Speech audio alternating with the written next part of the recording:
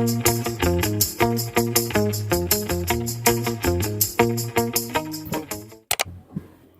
guys, jadi di konten kali ini aku akan membahas tentang 7 hal yang akan kamu rasakan selama kamu menjalani proses diet. Dan ini adalah hal-hal yang juga aku rasakan selama aku menjalani proses diet di awal-awal.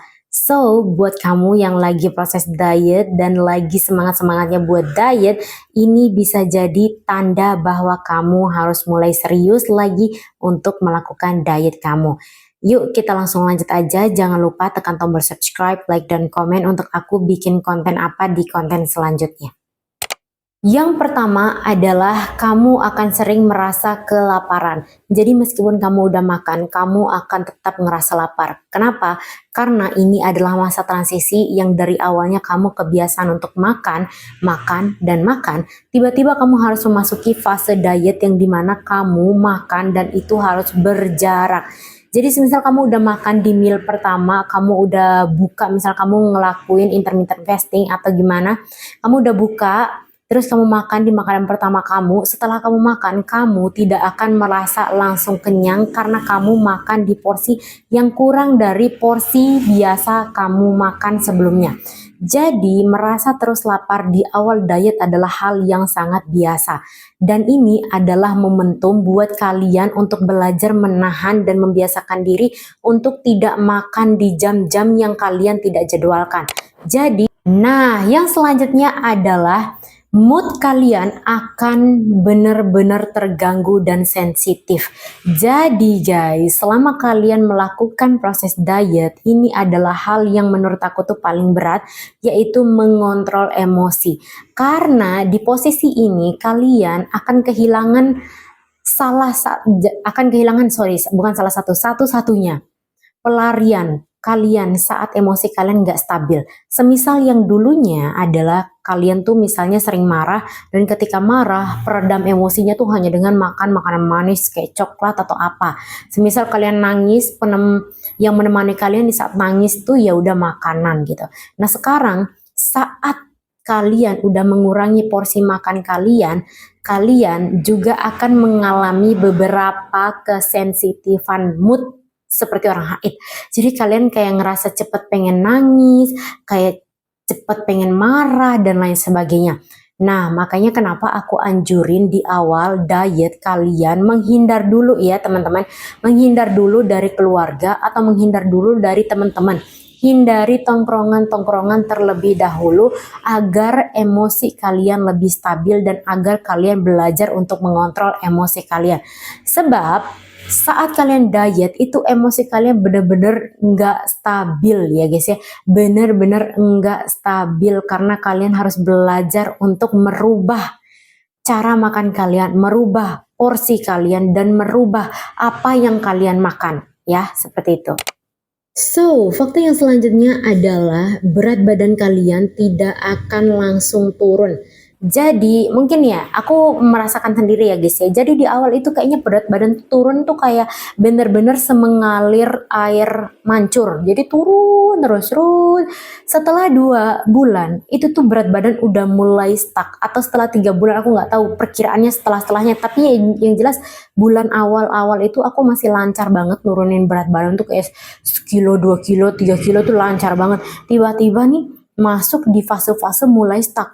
Udah tiba-tiba nih misalnya di 72, kok nggak turun-turun ke 71 gitu, padahal ini udah 15 hari gitu. Udah ini padahal makan juga sedikit, olahraga juga sering. Terus gimana ya?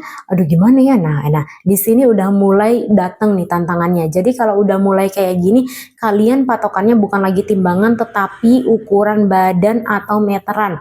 Makanya aku punya video yang nganjurin kalian tidak usah berpatokan sama berpatokan sama timbangan tapi meteran ya.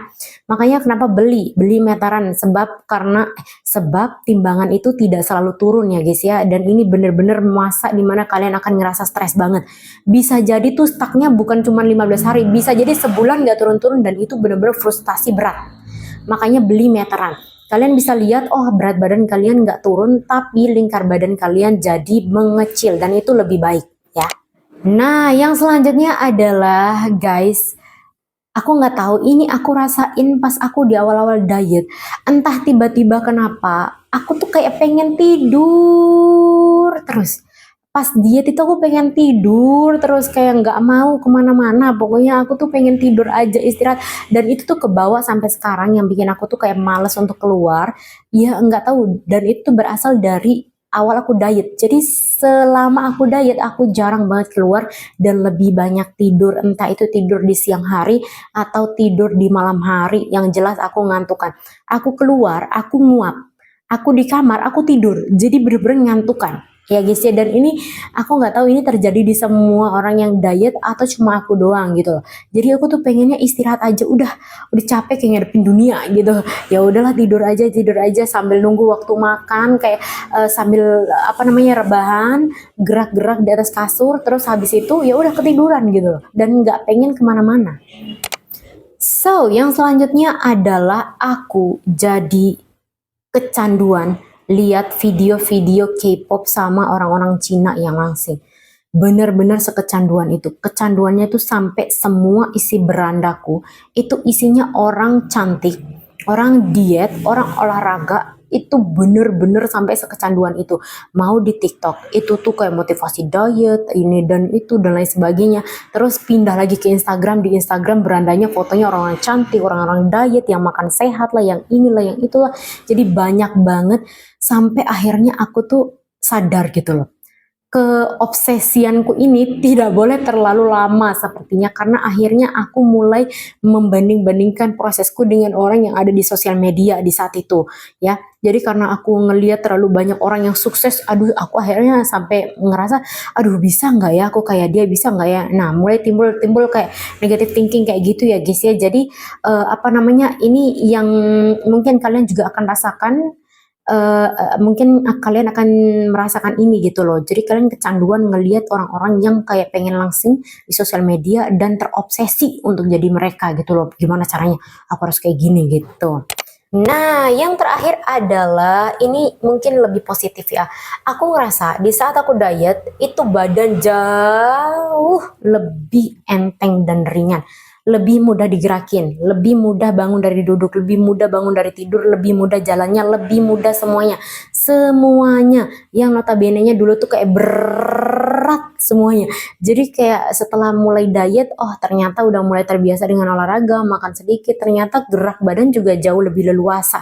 Dan ini enak banget. So buat kamu yang lagi diet, semangat, semuanya butuh proses. Jangan membandingkan proses kamu dengan proses orang yang udah berhasil. Jadi karena kamu baru berangkat dan akan pasti berbeda dengan orang yang udah sampai duluan. Oke. So guys, thank you for watching. Don't forget to subscribe, like, dan komen untuk aku bikin video apa di video selanjutnya. Bye-bye.